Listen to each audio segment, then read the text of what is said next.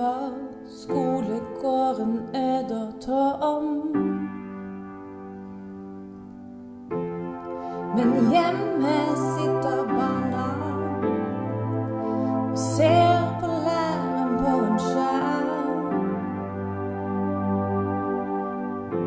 De har såkalt hjemmeskole, og alle gjør så godt de kan. Du er ikke som de andre, du er ikke som de andre. Vil gjerne møte deg igjen.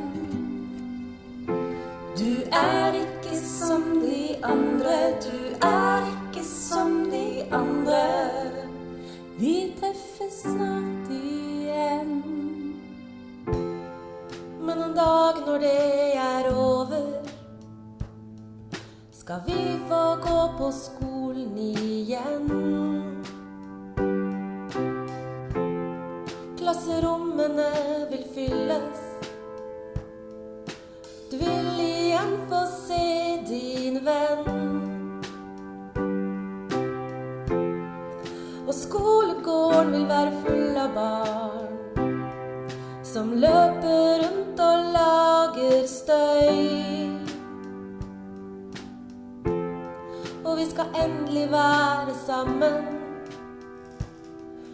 og gjøre det vi syns er gøy. Du er ikke som de andre, du er ikke som de andre. Jeg vil gjerne møte deg igjen. Du er ikke som de andre, du er ikke som de andre. Vi treffes snart